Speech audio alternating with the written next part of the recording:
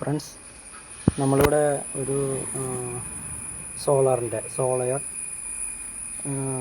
ഇൻവെർട്ടറിൻ്റെ password disconnect ആയിപ്പോയി. Password ഒരു party change ചെയ്തു. അതിനുശേഷം ഇൻവെർട്ടർ നെറ്റിൽ നിന്ന് ഡിസ്കണക്റ്റ് ആയിപ്പോയി.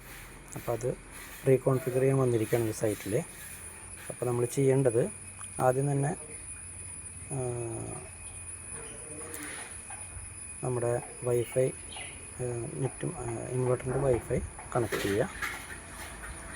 അത് കണക്ട് ചെയ്തു. ഇനി നമ്മൾ ചെയ്യേണ്ടത് നമ്മുടെ ആപ്ലിക്കേഷൻ അതിൽ കസ്റ്റമറിൻ്റെ പേര് തിരഞ്ഞെടുത്ത് കൊടുക്കുന്നു. കസ്റ്റമറെ സെലക്ട് ചെയ്തു. ഇനി നമ്മൾ ഡിവൈസ് എടുക്കുക. താഴെ ഡിവൈസ് ഉണ്ട്, ഡിവൈസ് ഓപ്ഷൻ എടുത്തു. സോളർ വൈഫൈ എന്നുള്ളത് എടുത്തു. അതെടുത്തു കഴിഞ്ഞാൽ സ്ക്രീനിൻ്റെ നടുവിലായിട്ട് ഇവിടെ ഒരു റീകോൺഫിഗർ എന്ന് പറഞ്ഞൊരു ഓപ്ഷൻ ഉണ്ട്. അതെടുത്തിട്ട് നമ്മൾ ഈ വൈഫൈ എന്നുള്ളിടത്ത് ഏറോ മാർക്ക് ഞെക്കിക്കഴിഞ്ഞാൽ അവിടെ അവൈലബിൾ ആയിട്ടുള്ള വൈഫൈയുടെ പേരുകളൊക്കെ വരും. അപ്പോൾ അതിൽ നമ്മളത് സെലക്ട് ചെയ്ത് കൊടുത്തു. നമുക്ക് ആവശ്യമുള്ളത് GNX എന്ന് പറയുന്ന ഇതാണ്. അത് സെലക്ട് ചെയ്ത് കൊടുത്തു. ഓൾറെഡി എൻ്റെ മൊബൈലിൽ അത് വൈഫൈയുടെ ഇത് പാസ്വേഡ് ഞാൻ ഇട്ട് കൊടുത്തിട്ടുള്ളതുകൊണ്ട് മൊബൈലിൽ വേഗം കണക്റ്റായി.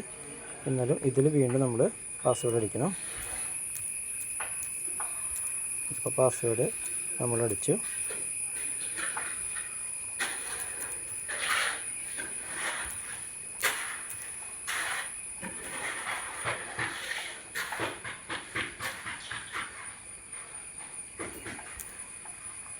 പാസ്വേഡ് അടിച്ചു. അത് കഴിഞ്ഞ് നെക്സ്റ്റ് കൊടുത്തു. അപ്പോൾ നമ്മൾ വീണ്ടും ആദ്യം കണക്ട് ചെയ്തത് വീണ്ടും ഡിസ്കണക്റ്റ് ആയി പോയതുകൊണ്ട് വീണ്ടും കണക്ട് ചെയ്യാൻ പറഞ്ഞു. അപ്പോൾ നമ്മൾ വൈഫൈ മറ്റേ ഇൻവെർട്ടറിൻ്റെ വൈഫൈ കണക്ട് ചെയ്തു. തിരിച്ച് സ്ക്രീനിലോട്ട് വന്നു കഴിഞ്ഞാൽ നമ്മുടെ ഇൻവെർട്ടർ കണക്റ്റായി. പെട്ടെന്ന് തന്നെ കണക്റ്റായി. ഫിനിഷ് കൊടുത്തു, എക്സിറ്റ് കൊടുത്തു. ഇത്രയേ ചെയ്യാനുള്ളൂ. ഒരു കാരണവശാലും ഫിനിഷ് കൊടുത്തിട്ട് ബാക്ക് അടിക്കരുത്. ബാക്ക് അടിച്ചു കഴിഞ്ഞാൽ അതൊരു പക്ഷേ നമ്മൾ ചെയ്തതൊക്കെ വെറുതെ ആവും. അപ്പോൾ വീണ്ടും ചെയ്യേണ്ട അവസ്ഥ വരും. അത്രയേ ചെയ്യാനുള്ളൂ. ഇപ്പോൾ നമുക്ക് ഓൺലൈനായിട്ടുണ്ട്. വീണ്ടും തിരിച്ച് ആ സൈറ്റിലേക്ക് വന്നു കഴിഞ്ഞാൽ സൈറ്റ് ഓപ്പൺ ആക്കി കഴിഞ്ഞാൽ അത് വർക്ക് ചെയ്യണതായിട്ട് നമുക്ക് കാണാൻ പറ്റും. ഓക്കെ, സോളർ വൈഫൈ കണക്ട് ചെയ്യാൻ വളരെ എളുപ്പമാണ്. ഇത്രയേ ഉള്ളൂ കേട്ടോ.